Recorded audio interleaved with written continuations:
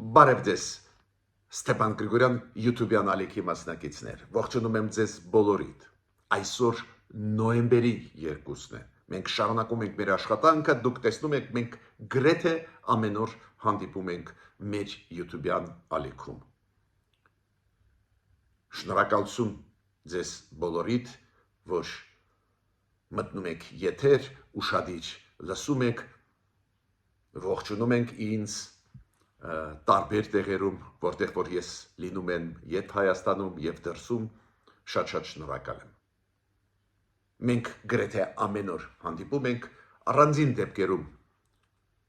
հնարավորություն չկա հանդիպել, քանի որ ես լինում եմ արտասահմանում, շատ կարևոր որպես փորձագետ ճանաչված միջազգայինորեն շատ կարևոր աշխատանք են տանում, բայց գրեթե ամեն օր մենք հանդիպում ենք։ Ու հիմա շարունակում ենք մեր աշխատանքը։ Այսօր ես անպայման ուզում եմ մի քանի խոսք ասել նախագահ Թրամփի և Չինաստանի առաջնորդի Սի Ցզինպինի հանդիպման մասին Հարավային Կորեայում։ Շատ լուրջ քննարկում էր, լուրջ արդյունքներ են, մի քանի խոսք դրա մասին կխոսենք, քանի որ ամերիկա-չինական հարաբերությունները շատ բան են որոշում աշխարհով մեկ։ Նորմալ, բնականon զարգացող հարաբերությունները Միացյալ Նահանգների և Չինաստանի միջև անչափ կարևոր են նաև Հայաստանին։ Եթե առևտուրը ավելի կայուն ձևով զարգանա այդ երկրների միջև, ավելի կայուն մթնոլորտ կլինի տնտեսական, առևտրի ոլորտներում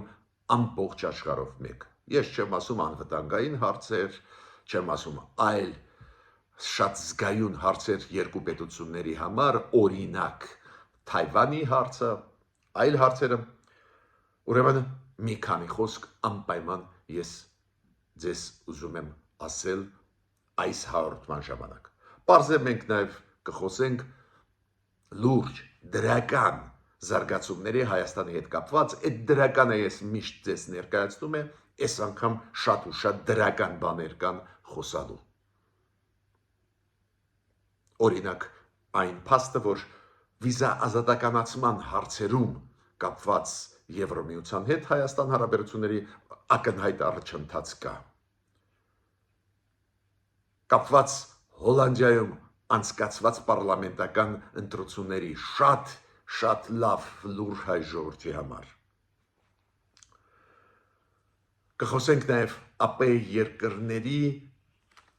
պաշտպանության նախարարների հավաքի մասին, որը անցավ Ալմատայում Ղազախստանում։ Ուրեմն այսօր էլ շատ ու շատ բաներ ունենք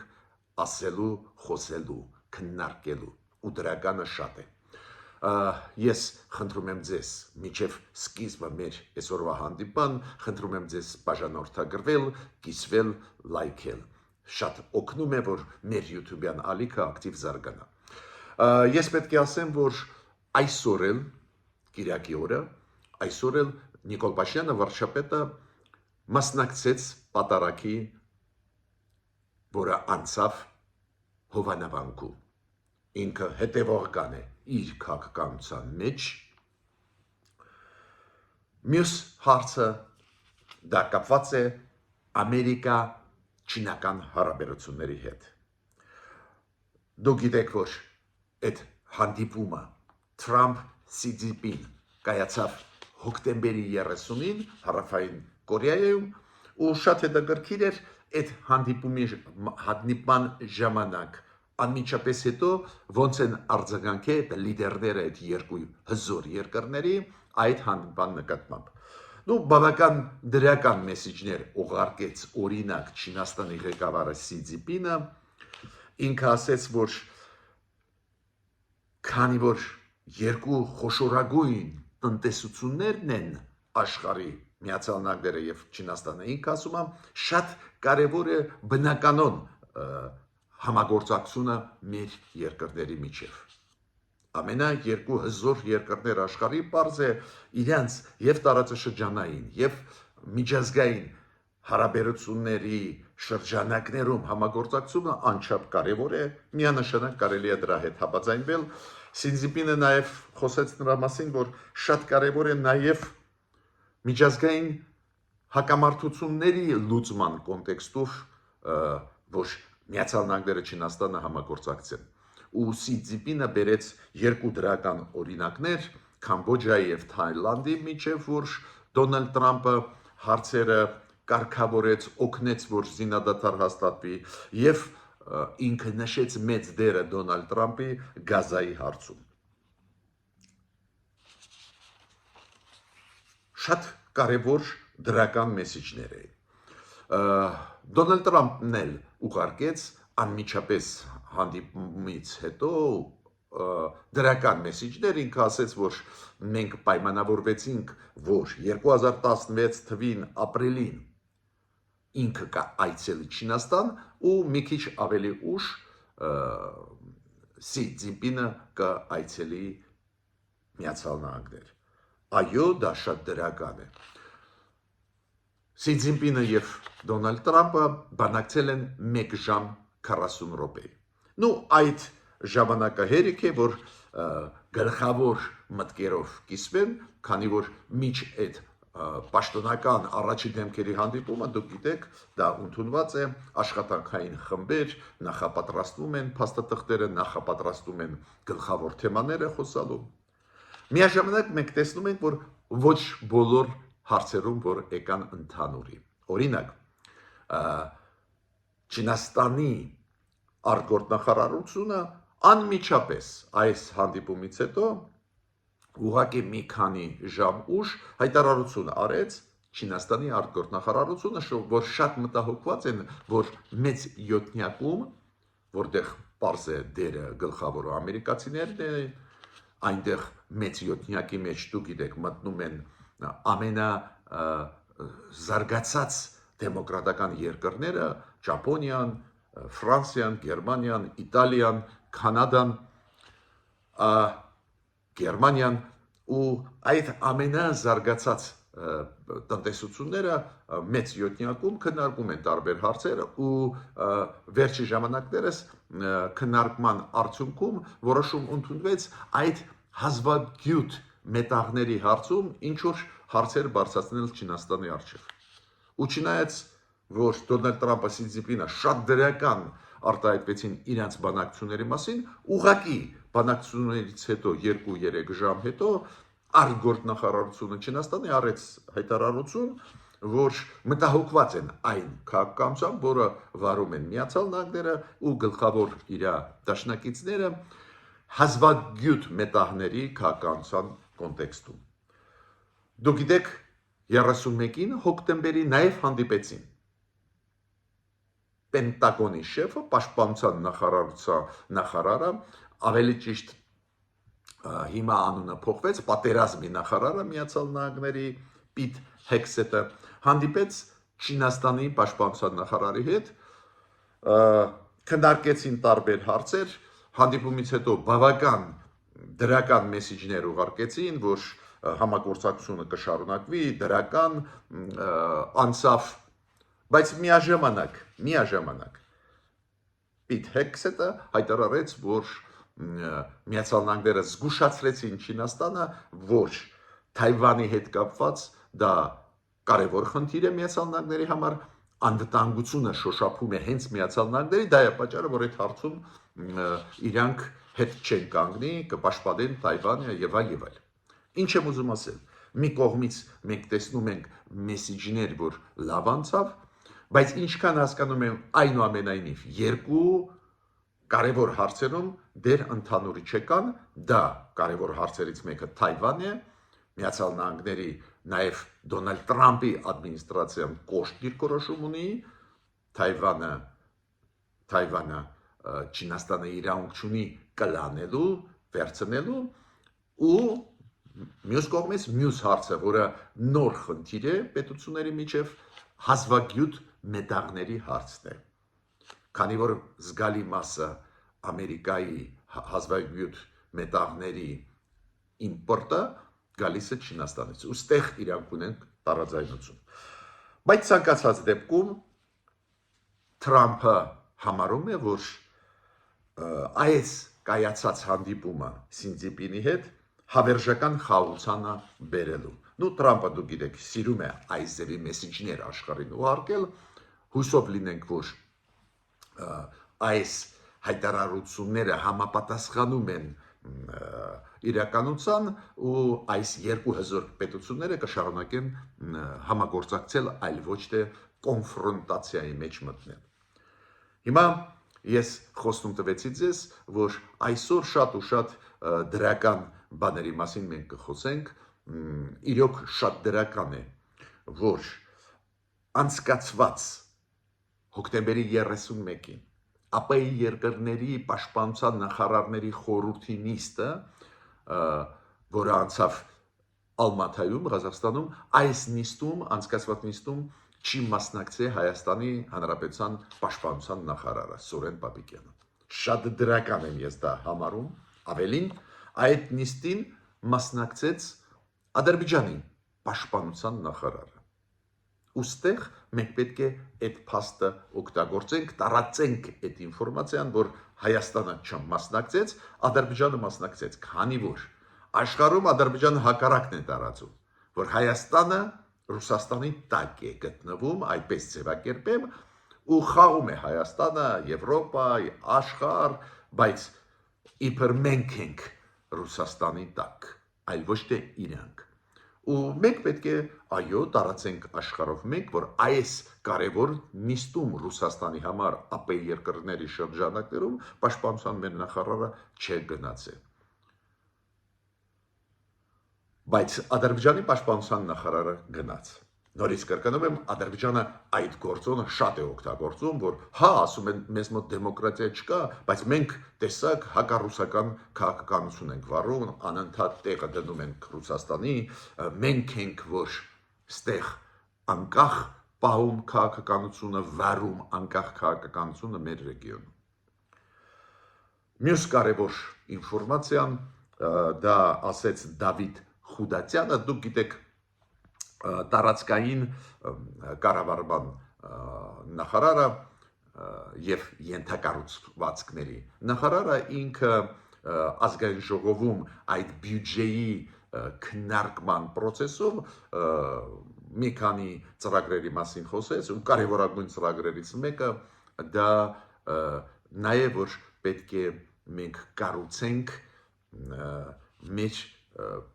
մետրոյի, Երևանի մետրոյի կայաններից մեկը։ Նու Աչափնյակի մասին է խոսքը, ակնհայտ է, դուք գիտեք վաղուց է դա քննարկվում է, նաև ծրագրի մեջ կա կառավարության, բայց կոնկրետ քայլեր, ինչքան հասկացա, մյուս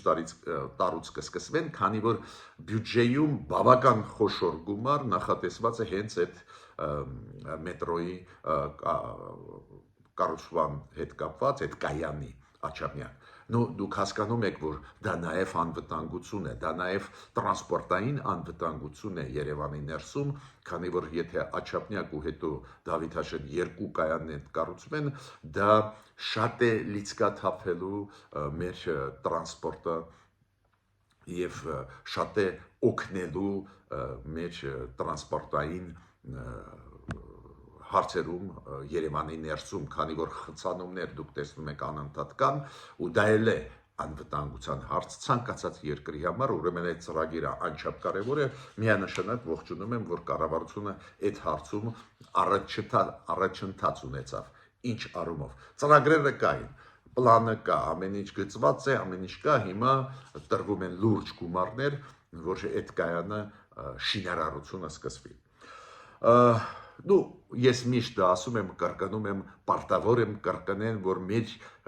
հասարակությունը իմանա ով է մեր բարեկամը, ով է։ Նորից Եվրամիությունը ցույց տվեց իր կամքը աջակցել Հայաստանին ատոմակայանի վերանորոգման հետ կապված, ատոմակայանի մեր ատոմակայանի մեծամորի պաշտպանության ոլորտի անվտանգության ոլորտի զարգացման հետ կապված, որ երկարաձգենք աշխատանքը մինչև 2036 թիվ, նորից օգնության եկավ Եվրամիությունը, հերթական փողը տալիս են ատոմակայանի անվտանգային համակարգը զարգացնելու համար 5 միլիոն եվրո հատկացնում է Հայաստանին Եվրո հանձնաժողովը, Եվրամիության կառավարությունը։ Մյուս կարևոր ֆինանսական աջակցություն տալիս է 152 միլիոն դոլարի չափի Գերմանիան եւ մեր այլընտրանքային էներգետիկայի զարգացնելու համար եւ ջրային համակարգերի զարգացնելու համար ինչքան դա կարեւոր է բոլորդ հասկանում եք որ ինչքան կարող ենք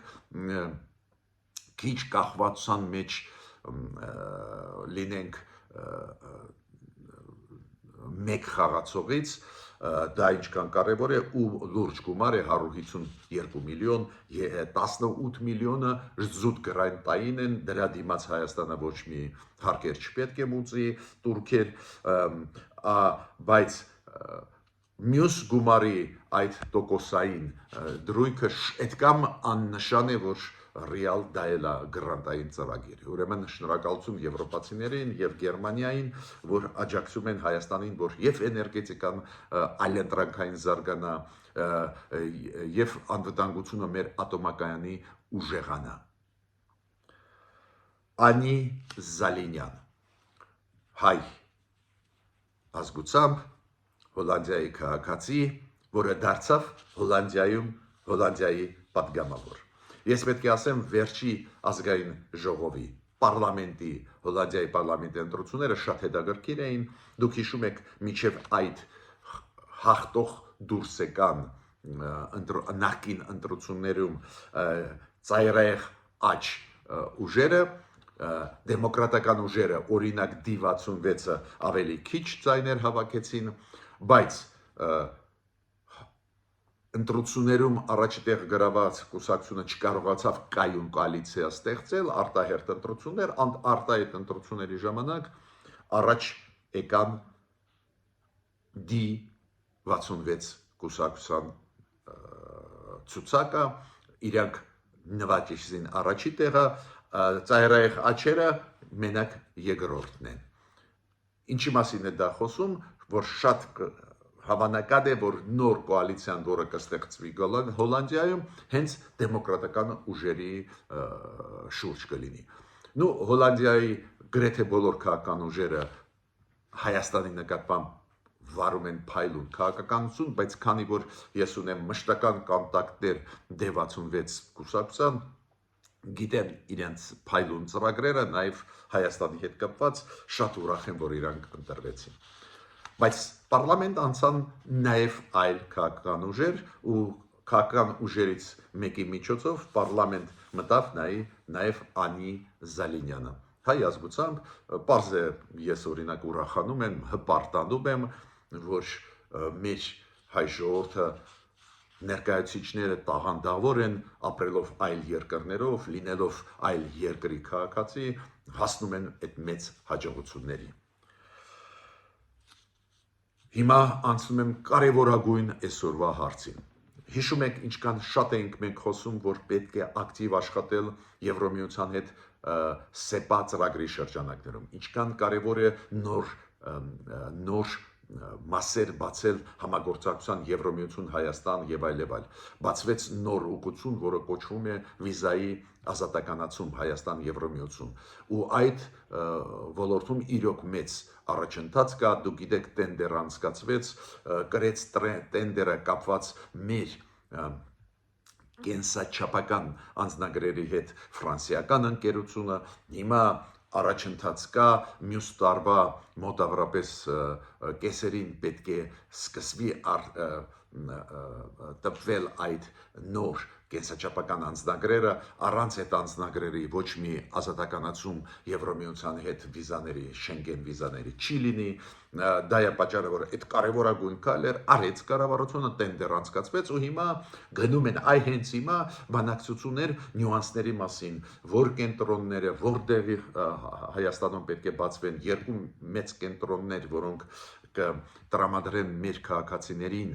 կենսաչափական անձնագրեր կբացվեն Երևանում, մեծ թվով նաև մեր շրջաններում, մարզերում, որ հարմար լինի մարդկանց ստանալ կենսաչափական անձնագիր, շատ կարևոր է այդ որոշման մեջ, ոչ միայն ձևը տեսքը այդ անձնագրի դա ֆիքսվեց համատեղ աշխատանքի մեջ ներքին գործերի նախարարություն համապատասխան միգրացիայի եւ անձնագրային բաժնի աշխատանք Եվրոմիության հետ այս տենդեր գրած ֆրանսիական ընկերության միջև ֆիքսվեց դա, բայց նաև շատ կարևոր է ոնց է բաժանվելու այդ անձնագիրը, ինչ ստրուկտուրան պետք է ստեղծվի, ոչ հերթեր չլինեն, ավելի էֆեկտիվ դա արվի, ուրեմն միանշանակ կարելի է միայն դա ողջունել, ու շատ կարևոր է, որ աշխատանքը գնում է, ոչ թե խոսալով է, պայմանագրերով է, որ մենք գոհ ենք, որ ստորագրեցին, ոչ, հիմա անցան եւ մենք եւ ֆրանսիական այդ ընկերությունը եւ Եվրամիությունը կոնկրետ գործողությունների անձնագրի տեսքը ֆիքսված է մեր հայկական նոր անձնագրերի կենսաչափական աշխատանքի ամեն ինչ բաժանված է այդ ընկերությունը ֆրանսիական մտնում է Հայաստան ստեղծում է այդ իր օֆիսները Հայաստանով մեկ շատ կարևոր է որ այս բաժանման process-ն էլ տրված է այդ ընկերությանը, քանի որ ամեն ինչ պայմանագրով է, ամեն ինչ պաշտպանված կլինի, ակնհայտ է մեր օրենքներով, բայց դե շատ կարևոր է, քանի որ իշխանությունները ցանկացած երկրում այդքան հզորություն չունեն, որ ասենք էֆեկտիվ արագ անձնագրերը բաժանեն, մենք դա տեսնում ենք հերթերից, տեսնում ենք ու շատ կարևոր է, որ այդ մասնավոր կազմակերպություններին ֆրանսիական, որը ունի մեծ փորձ ու տարբեր երկրներում այդ գործողությունը ծավալել է, որ նաև ծավալվի Հայաստանում։ Մյուս մեծ կարևոր որոշում մեր կառավարությունը որոշում ընդունեց անձնական տվյալների պաշտպանության այդ համակարգի բարեփոխում։ Այո, մենք ունենք անձնական տվյալների բաժին եթե չեմ սխալվում արդարադատության նախարարությունում ինչ որ չափով դա աշխատում է, բայց մենք տեսնում ենք այդտեղ խնդիրներ կան, այդ ինստիտուտը ինչքան կարելի է անկախ պետք է լինի, ու հիմա կա որոշում, որ ամբողջությամբ անկախ լինի, քանի որ մենք տեսնում ենք, որ առանձին դեպքերում առանձին անձերի նկատմամբ լինում են արտահոսքեր ԶԼՄ-ներում իրանց անձնական տվյալների հետ կապված եւ այլ ու պարզ է դա Եվրոմիությունը դա չի հանդուրժի, քանի որ կարևորագույն բաղադրիչներից մեկը մեր Եվրոմիության հետ աշխատելու հենց վիզաների ազատականացման հարցում դա մարդկանց տվյալների պաշտպանությունն է, ինչը շատ անհրաժեշտ է մեր քաղաքացիների համար, մենք գնում ենք տարբեր երկրներ, տարբեր կարևորագույն գործեր մեր ժողովրդի համար անում ենք ու ինչու այդ տվյալները պետք է ընկնեն մեզ հետ վատ հարաբերություններում գտնվող պետությունների ու շատ կարևոր է որ կառավարության որոշումը ընդունված է որ անձնական տվյալների առանձին անկախ ինստիտուտ կստեղծվի ես պետք է նաև երկու կարևորագույն ինֆորմացիա ձեզ տամ չգիտես ինչու չեմ հասկանում դա ինչի հետ է կապված բայց հետագարքիր փաստ մեր սոցիալական հարցերով նախարարը պատասխանելով լրագրողների հարցերին, այդ հարցերի մեջ նաև կար հարց կապված նախկին նախագահ Արմեն Սարգսյանի հետ, որը հիշում եք հրաժարական տվեց, դուրս եկավ, ինչի հետ է կապված, որ իրան հիշեցին Արմեն Սարգսյանին, որին հիշում եք հրավիրեցին Մեծ Բրիտանիայից, ինքը եկավ, նախագահ, ընտրեցին նախկին իշխանությունները իրան, հետո հրաժարական արեց դուրս եկավ այդ մարդը ու ինչի հետ է կապված, որ իրան հիշեցին, ինչի հետ է կապված, որ լրագրողները հարց տվեցին Արսեն Թորոսյանին, որը հիմա սոցիալական այդ հարցերով նախարարն է Հայաստանի, չգիտեմ, բայց իրեն հարց տվեցին Արմեն Սարգսյանի հետ կապված, իր հրաժարականի հետ կապված ու Արսեն Թորոսյանը պատասխանեց, որ ինքը հրաժարական տվեց, քանի որ ուներ այլ երկրի քաղաքացիություն, մեր սահմանադրությունով, դուք գիտեք, դա արգելված է, մեր նախագահան, վարչապետը, նախարարները, պատգամավորները իրավունք չունեն ունենալ այլ երկրի քաղաքացիություն։ Պետք է լինել միայն Հայաստանի քաղաքացիներ։ Ես հիմա չեմ խոսում ճիշտ դա մոտեցում է թե ոչ, դա առանձին հարց է, բայց ինչու հնչեց այդ հարցը չեմ կարող ասել, ջի հիշեցին Արմեն Սարգսյանին, չեմ կարող ասել ձեզ, ու կարևորագույն հարցի մասին։ Դուք գիտեք, ՄԱԿ-ում մեր քվեարկությունների նկատմամբ ես շատ ուշադիր եմ։ Հիշում եք վերջի քվեարկությունների ժամանակ, որոնք եղել են սեպտեմբերին, ՄԱԿ-ի գլխավոր ասամբլեայում, եւ ես ողջունեցի Հայաստանի քվեարկությունը Հայաստանի գազայի հարցով։ Իրոք այնտեղ ծանրագույն վիճակ է ու մի նախաձեռնությունով հանդես եկան եվրոպական երկրները, արաբական երկրները, որի համաձայն կոչ էր արվում զինադադարի հասնել, կոչ էր արվում դադարեցնել մեծ ռազմական գործողություններ Իսրայելին։ Պարզ է քննադատվեց Համասի ահաբեկչությունը, դա պարզ է։ Ու այդ ՄԱԿ-ի գլխավոր ասամբլեայի բանաձևին քվեարկեց նաև Հայաստանը։ Դեմ քվեարկեցին միայն 6 թե 7 երկիր, դրա մեջ կային Միացյալ Նահանգները, հասկանալի է, Իսրայելը, նաև կար Հունգարիան, շատ փոքր թվով երկրներ դրա դեմ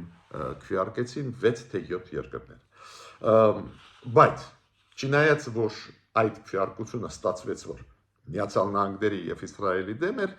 այնուամենայնիվ եւ ողջունեցի ու բացատրեմ ինչու։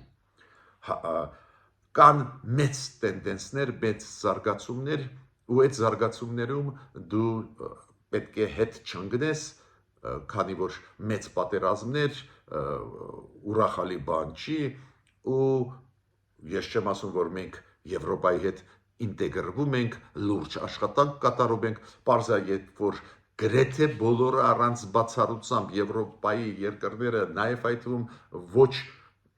Եվրոպայի երկրները, որոնք Եվրոմիության անդամ չեն, Արևմտյան Բալկանների երկրները շատերը, բոլորը քվեարկեցին ի օգուտ նրա, որ Գազայում պետք է դադարեցվի պատերազմը, ու բարեբախտաբար ակտիվ գործողությունները ռազմական չեն գնում, պարզ է մենք կողմ պետք է լինեինք։ Հիմա այլ հարցով նմանատիպ քվեարկություններ։ Կուբայի շրջափակման հետ կապված։ Դուք գիտեք, վաղուց ամերիկացիք շրջափակման մեջ են պահում Կուբան, նու հիշում եք այդ պատմությունը, այդ ինչքան տասնյակ տարիներ տևող շրջափակումն է, ու նախաձեռնեցին մի շարք երկրներ, նաև այդ լատինաամերիկյան, նաև եվրոպական, նախաձեռնեցին բանաձև ՄԱԿ-ի գլխավոր ասամբլեայում, որ այդ շրջափակումը դադարեցնեն Միացյալ Նահանգները Կուբայի նկատմամբ։ Ես կարծում եմ դրդապատճառը նաև նա էր, որ հիմա լրջագույնս Միացյալ Նահանգներ Վենեսուելա հարաբերությունները սրվեցին, նաև Միացյալ Նահանգները լուրջ այդ նարկո կարտելների դեմ լուրջ պատերազմ են բարիս բուն իմաստով վարում, միգուցե այդ կոնտեքստով ակտուալ դարձավ ապա շրջափակումը Կուբայի, միգուցե, բայց այդ քվեարկությունը եղավ 165 երկիր պահանջեցին Ամերիկայի Միացյալ Նահանգներից շրջափակումը ավարտել, բացել ջրային ճանապարհները այդպես ձևակերպեն Կուբայի համար։ Միայն 12 երկիր ձեռնպայ 160 երկիր կողմ էր, որ շրջափակումը Կուբայի ավարտվի, ու միայն 7 երկիր դեմ էր։ Այդ 7-ի մեջ մտնում էին Միացյալ Նահանգները, Ուկրաինան, Իսրայելը, Հունգարիան, Արգենտինան։ Ինչ եմ ուզում ասել, որ այստեղ էլ Հայաստանը քվեարկեց ամբողջ Եվրոպայի հետ միասին, ամբողջ դեմոկրատական աշխարհի հետ միասին, ու կոչ արեց Միացյալ Նահանգներին բացել սահմանները։ Ուստեղ կարելի ասել միգուցե ավելի զգուշ ստեղ լինեինք, բայց ՄԱԿ-ում ձևավորվում է այդպես մեծ կոալիցիա։ Եվրոպական երկրներ, արաբական երկրներ, լատինաամերիկյան երկրներ, Ճապոնիա, Ավստրալիա, Նոր Զելանդիան, որոնք մի շարք շատ ցավոտ, շատ պրոբլեմատիկ հարցերում միասնական են։ Ես կարծում եմ դա ճիշտ ճանապարհ է։ ու Միացյալ Նահանգները չպետք է դեհանան, օրինակ Գազայի պարզվում է այդ բանաձևը Գազայի աշխատեց, ի վերջո Միացյալ Նահանգները սկսեցին Իսրայելին այդքան ճնշել, որ Իսրայելը գնաց զինադադարի Գազայի հետ։ Ուստեղ էլ միգուցե դա աշխատի այս հարցը, то есть Հայաստանը ինչ որ մեծ կոալիցիայի մեջ մտավ ՄԱԿ-ի շրջանակներով, այդ կոալիցիայի մեջ նվազագույնը 140-ից 160 երկիր, այդ երկու քվեարկությունները Գազայի հետ կապված սեպտեմբերին եւ ուղղակի հոկտեմբերի 29-ին, մի քանի օր առաջ, նույն գլխավոր ասամբլեայում ՄԱԿ-ի ցույց են տալիս, որ բավական կայուն կոալիցիան ստեղծվեց, որը խրախուսում է, մի քիչ էլ նույնիսկ ճնշում է Միացյալ Նահանգներին, որ Միացյալ Նահանգները գնան դրական քայլերի Կուբայի հետ կապված։ Ես ավարտեցի ելույթը, մինչ նոր հանդիպումներ։